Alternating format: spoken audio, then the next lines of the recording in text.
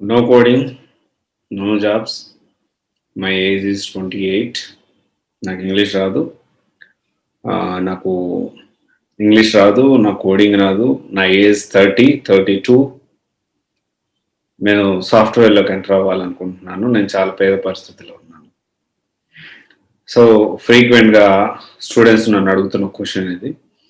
And నేను రీసెంట్గా చాలా కమెంట్స్ చూసాను. ఇది అంటే ఇట్లా స్టూడెంట్స్ అడగడం నేనైతే అబ్జర్వ్ చేశాను. దాని గురించి నేను మాట్లాడాలనుకొని, సరే దీని గురించి మాట్లాడదాం, నిజంగా పాసిబుల్ అవుతుందా అని చెప్పి దాని గురించి మనం మాట్లాడుకుందాం. So at the same time ఇంకొక విషయం కూడా షేర్ చేసుకోవాలి.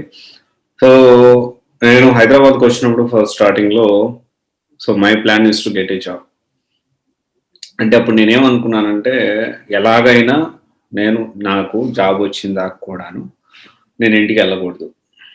అప్పటి వరకు కష్టపడి కోర్సెస్ నేర్చుకుంటూ ఇక్కడే ఉండాలి, కంపల్సరీ జాబ్ వచ్చిన తర్వాతే నేను ఇంటికి వెళ్ళాలి అని చెప్పి నాకు కాన్సెప్ట్ అనుకున్నాను.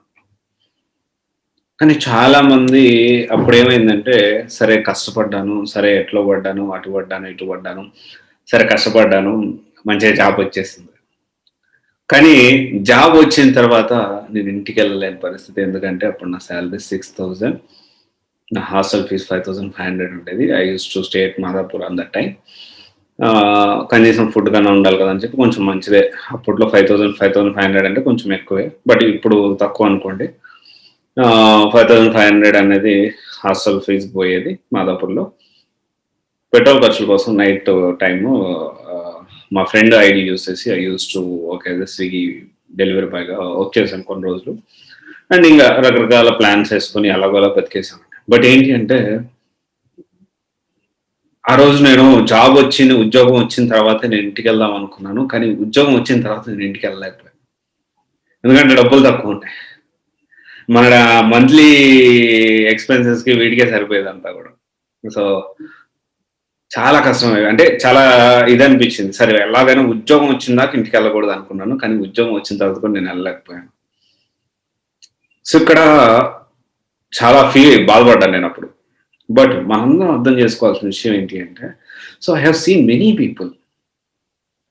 నేను ఇంటికి వెళ్తున్నాను, నాకు పండగ ఇంపార్టెంట్, లేకపోతే ఫెస్టివల్ ఉంది, ఫెస్టివల్ సెలబ్రేషన్కి ఇంటికి వెళ్తున్నాను, నాకు ఇంటికాడ చాలా బోల్డ్ పనులు ఉన్నాయి, లేకపోతే మాకు ఫంక్షన్స్ ఉన్నాయి, లేకపోతే ఇంకోటి చెప్తా ఉంటారు.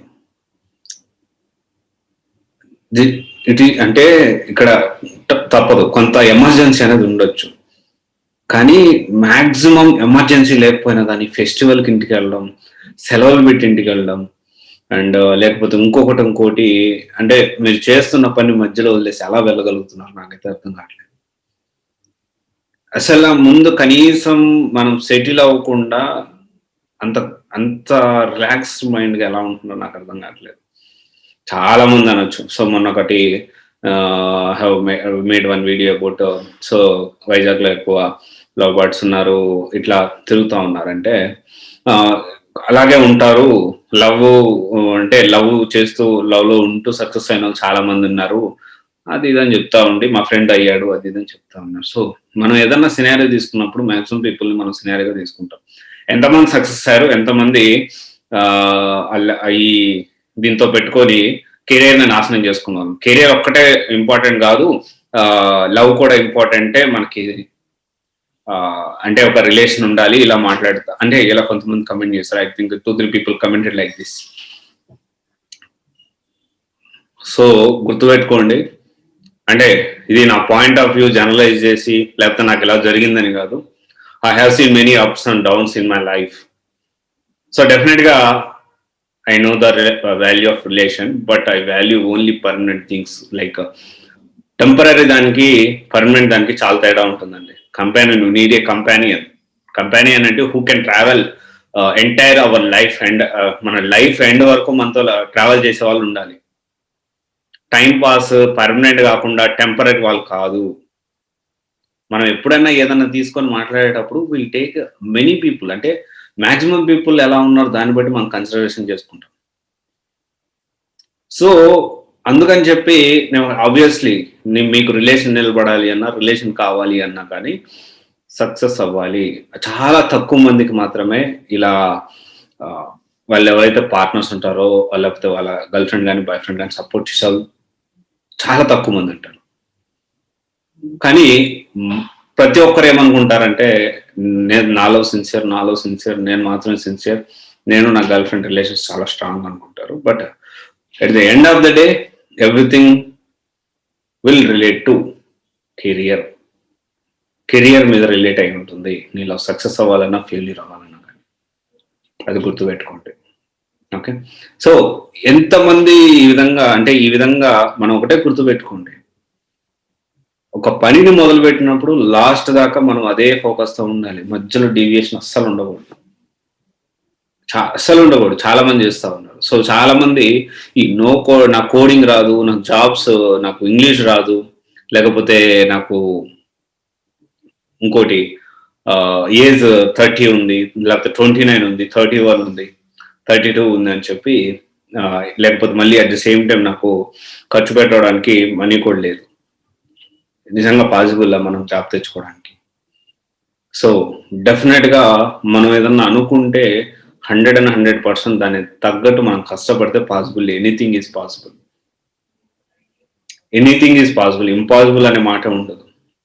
కాకపోతే మనం మనసులో గట్టిగా కోరుకోవాలి, ఆ దృఢ సంకల్పం ఉండాలి, గట్టిగా దానికోసం పనిచేయాలి.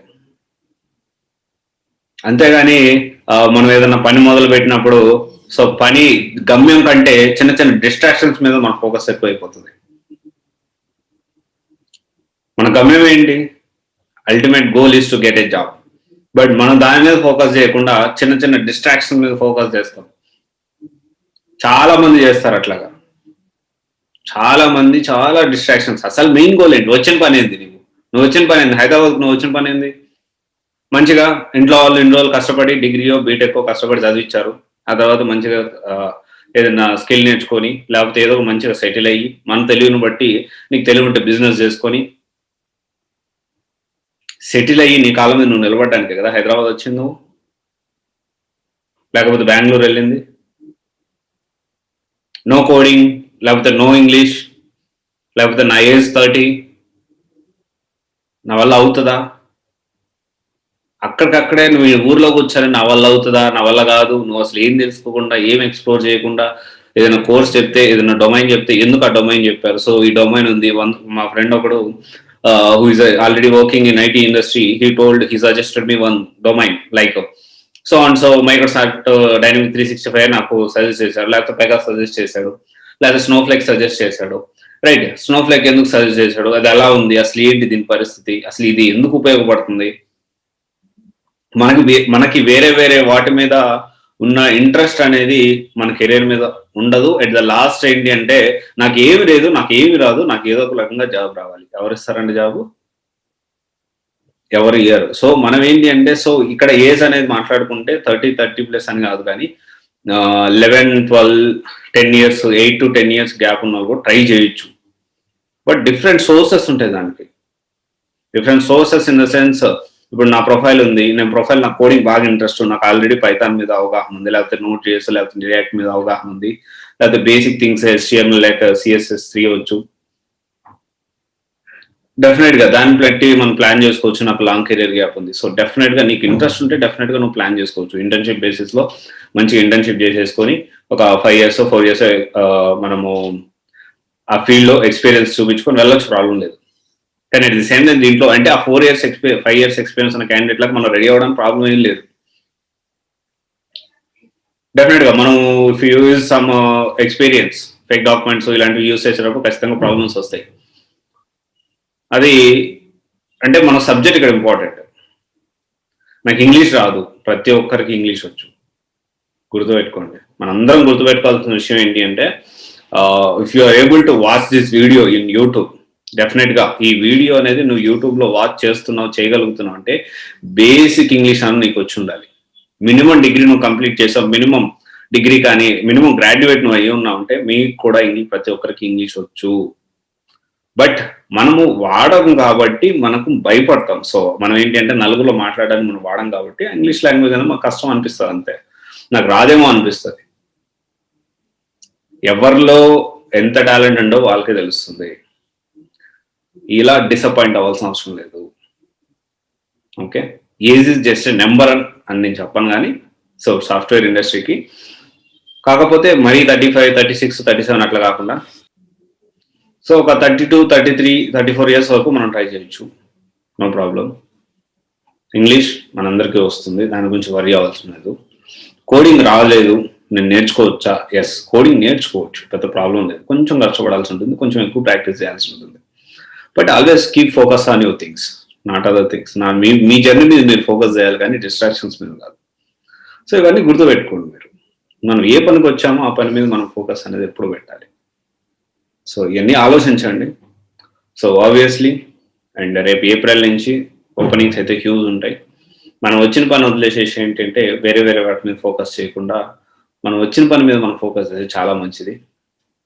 సో హైదరాబాద్కి ఎందుకు వచ్చావు, బెంగళూరుకి ఎందుకు వచ్చావో మనం గుర్తుపెట్టుకొని దాని తగ్గట్టు మన ఫ్యామిలీ ఫైనాన్షియల్ పరిస్థితి ఏంది, ఎట్లా కష్టపడాలి, ఎట్లా మనం ముందుకు వెళ్ళాలి, ఎట్లా మన వాళ్ళని మళ్ళీ మంచిగా మన అమ్మాలని బాగా చూసుకోవాలి అనేది ఆలోచించండి.